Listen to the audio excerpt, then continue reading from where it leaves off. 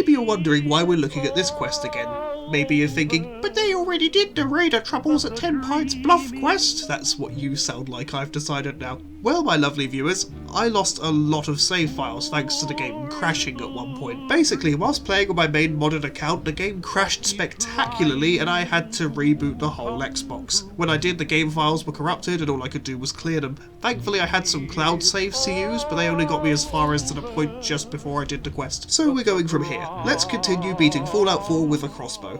I wanted to craft some crossbow ammo, but I needed the parts to do so, so I quickly headed to Sanctuary to see if I'd missed any parts there the last time I was scavenging. Whilst there, I beat 3 bloatflies to death and avoided Preston like the plague. Sadly, I'd been quite thorough in my last visit, so I headed to the diner to see if Trudy had any bolts for me. Outside once again was Carla, so I spoke to her and found she had a staggering 7 whole bolts for me. It's better than nothing. Trudy herself had none to offer, so I did my best to buy the items that contained the necessary ingredients to craft bolts. If you can't buy them, you can always make them. Returning home, I put together what few bolts I could before heading out to recomplete the raider quest. I planned to only kill the necessary raiders, i.e. the big boss and whatever raiders happened to get in the way. I wasn't going to go hunting each and every one of them like last time. I fast travelled to the Super Duper Mart and snuck over to the factory from there, heading inside via the old poo pipes to avoid the sentries. Inside, a feral ghoul was waiting for me and I decided to beat it to death because I wanted to save on ammo, as the recovery rate of bolts was much lower than I'd hoped. I did the same with his buddy, then proceeded to loot the immediate area to see if I could find any more bolts. There were none. I did my best to avoid using more bolts than I had to and would gladly resort to just beating the raiders down when I could. If I did shoot them, I'd wait for them to stay still enough for me to hit them in the head, or I'd just use VATS and target the torso. Of course, you have to target the torso in VATS because VATS in Fallout 4 is terrible for targeting anything else, and I need to minimise my ammo use. It wasn't too hard to reach the main room this time, as most of the raiders who'd usually be a problem haven't come looking for me yet. I suspect it's because my crossbow is silent and therefore they can't zero in on my location. The boss himself wasn't anything to worry about. 2 well-placed bolts was all it took to take him out and meet the objective requirement. I then snuck out the way I came in to avoid further resistance. I returned to 10 Pines, and after helping the locals deal with a roach problem, I turned in the quest for a grand reward of just over 100 caps. I then went home to see if I could make more bolts or customise the crossbow at all. I didn't meet the perk requirements for the crossbow's upgrades, but I did get to name it. Everyone say hi to Bolty. My crossbow named, I now planned on my next move. I would quickly head over to Bunker Hill and do Kessler's quest so I could unlock the caravan post for my settlement before heading to the vault to save Nikki. So I fast travelled to Lexington and started heading east from there. I stopped to beat down some ferals who were giving me some dirty looks and hit level 7. I decided to take the first rank of cap collector for that boost to vendor prices, and because I was pretty sure that some of the stores you can build need it in order to be built. I'm not 100% on why only some stores need it and not others, but I'm sure the Fallout gods have their reasons. Pressing on, I was attacked by some bloatflies who were nothing to really worry about, then some blood bugs who were a bit more of a concern, and whilst they were draining me, some nearby super mutants decided to get in on the action. My bolts didn't do much to either enemy type, either the blood bugs or the super mutants I mean, which was a little concerning, but I did manage to beat them without dying. I came close though.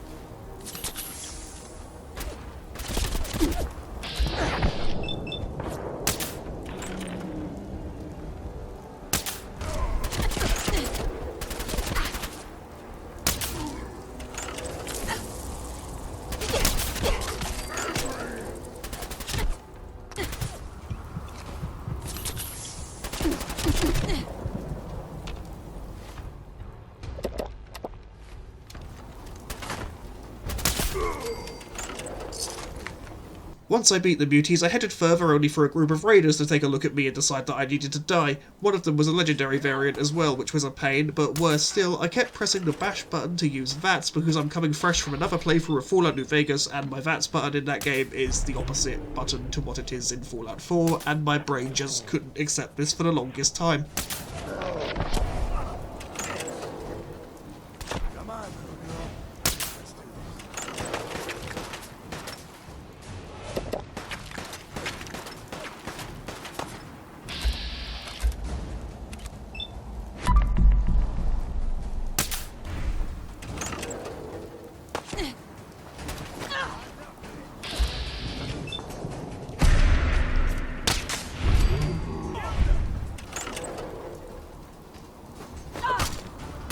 If you're wondering what my game plan was there, I hoped he was a regular raider and therefore I could kill him with a one-hit kill bash attack.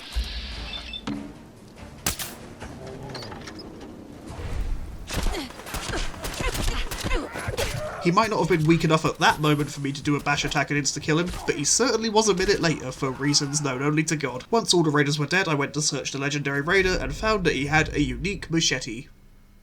I can't use this. I then went to quickly clear out the nearby regional office, though I stopped beforehand to open the settings menu and change the buttons for VATS and bash to be each other, because I thought that might help me. It doesn't later on. I'm trying to bash with the wrong button because I'm so clever. Inside the office wasn't exactly a cakewalk either. These first couple of raiders were fine enough, they didn't know I was there, so I was able to quickly snipe them with a couple of bolts. I also sniped the turret that they were hiding from. I don't know why they didn't just think to shoot the turret.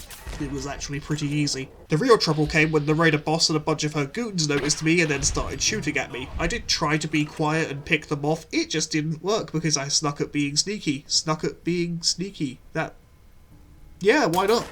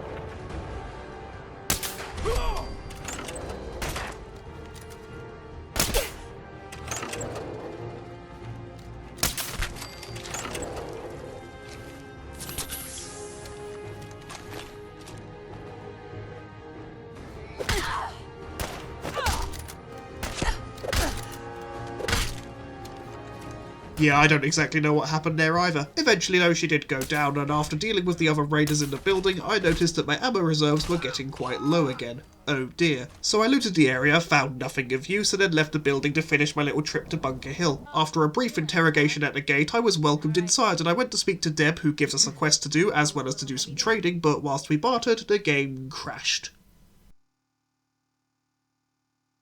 Fortunately, I'm used to Fallout 4 crashing every 5 minutes, so I've got plenty of quick saves to play from. I load back in, discover across the road from the building I was just in was a chemistry station, and found I had just enough parts to make a few extra crossbow bolts, which was nice. I then went back to Bunker Hill and spoke to Deb again. I do a bit of trading with her and then accept her quest to go and clear the ghouls out of nearby National Guard armory, because you need to do that quest before Kessler will give you her quest. As soon as I was given the quest, I headed out. Along the way I met a raider and his dog, and long story short, I bit the big one in the ensuing firefight. Fire, get it, because I'm burning. So that's 2 deaths so far for those of you counting along at home. After being reincarnated, I headed out again. I used a stealth boy and snuck up on the duo that killed me last time, though I hesitated when I saw the doggo playing with a teddy bear because it was kind of cute. I accepted though that this could only end with one of us dead, and I did what needed to be done. I'm sorry, Pooch, it was either you or me. I then killed his master and quickly fled the area because I didn't want to be here when the rest of the raiders that usually hang around here showed up. Also because the stealth boys in Fallout 4 run out really quickly. The rest of the journey to the guard depot was rather uneventful. Once I got there, I tried to disarm the mines by the entrance, but the turret above had other plans and blew up the car beside me, which pushed me away from the mine so I couldn't disarm it, which then blew me apart. Respawning, I quickly head to the depot to once again try and disarm the mines, only this time there were no mines. The game forgot to spawn them.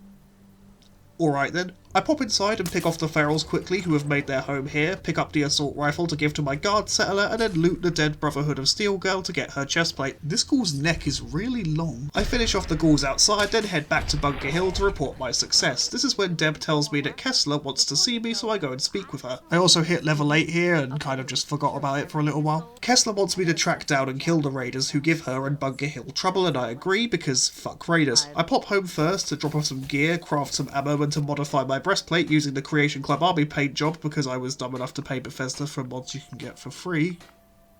I hate myself. I use my level up to get myself another point of charisma. I then travel to County Crossing to make my way to the raider base from there. Nothing really happens along the way. I stop to loot a little cafe thing by the water, which didn't really yield anything that amazing. I mean, there was an unlocked safe in here. I wonder why the safe was unlocked. Kinda goes against the point of a safe, really, doesn't it? But soon enough I reach the old school that Zella and his army are using as their home and head inside. Oh, the raider's name is Zella, by the way. Judge Zella. Probably should have mentioned that beforehand, but now you know. The raiders inside were quite tough, so taking them all out took quite a while and a fair few bolts, though luckily the last time I was home I remembered to attach one of those pronged thingies to the end of my crossbow to improve its bash damage, which it definitely helped when I went into melee. The fight between me and the raiders was long and brutal. It cost me many bolts and stim packs, but eventually, after defeating all of his underlings, I made it to Judge Zella.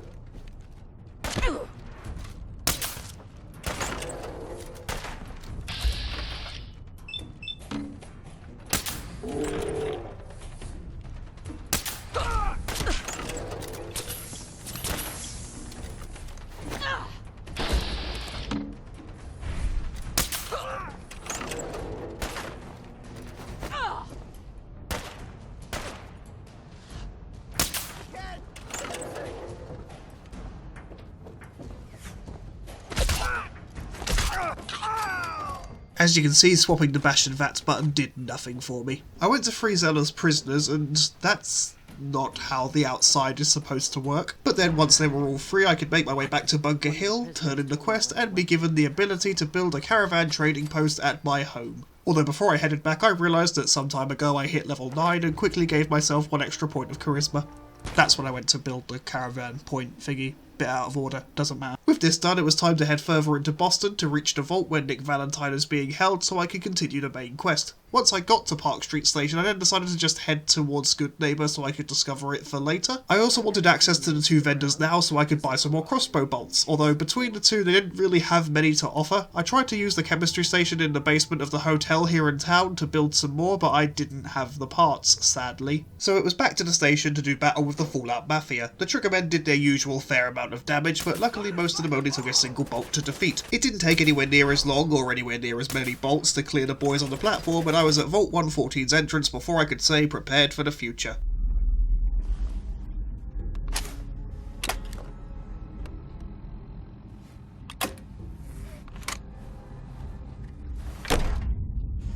I sat through the animation, so I thought you should have to as well. Inside, more mobster wannabes were waiting for me, but would you believe that dapper three-piece suits like theirs really didn't provide much protection? It wasn't hard to fight my way through them. In fact, this was probably the easiest it's gone in a long time. I think it's due in part to the fact that the crossbow is a silent weapon, so when you fire it, it doesn't immediately alert every enemy within a 5-mile radius. Or it could just be that I'm the godex of video games and you should bow to me. I don't have an ego, fuck you. We all know how this bit goes by now. Kill the Triggermen, get to the Overseer's office, kill Dino and take the password, use the terminal to open the door, then grab Nick and make a break for it. Along the way, the remaining Triggermen tried and failed to prevent our escape, but as we reach the entrance of the vault, we come face to face with Skinny Malone, the big mob boss man. I'm able to convince Dana to leave Skinny Malone and return home, solving Nick's little problem and letting us the chance to leave the vault without being shot at. We make our way to the surface, but as I step out into the Commonwealth, the game crashes again. Thanks, Bethesda.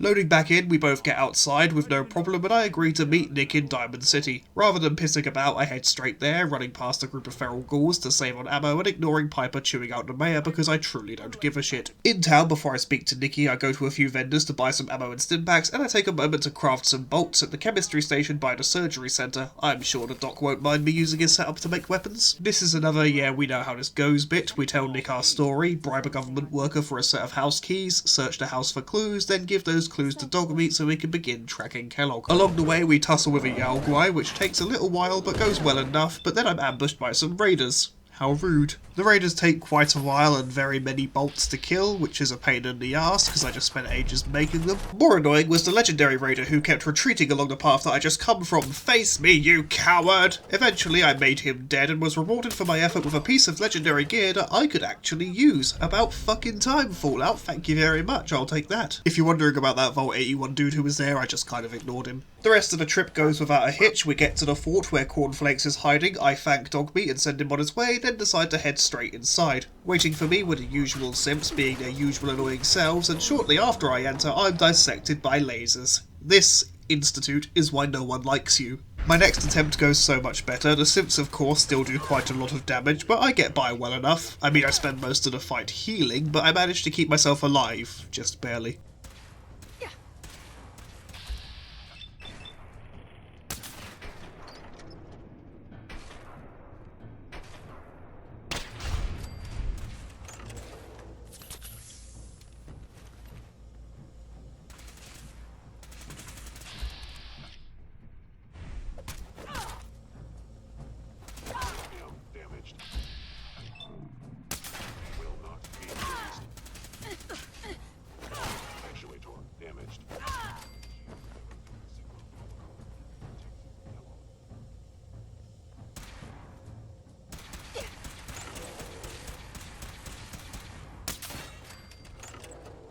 As I make my way deeper into the fort, I find a duffel bag with a crossbow inside.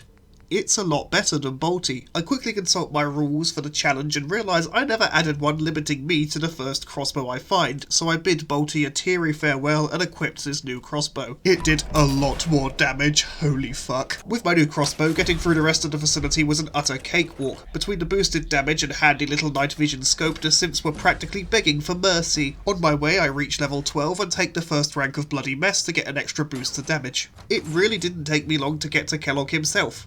Or to defeat him, for that matter.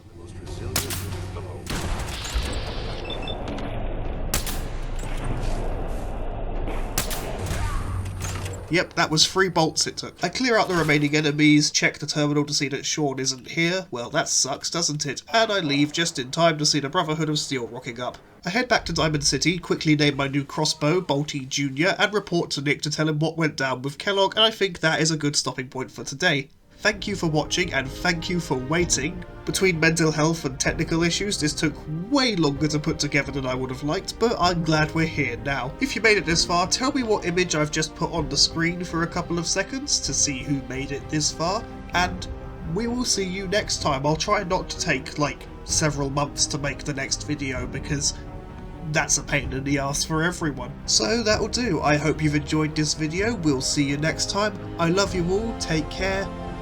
Bye-bye.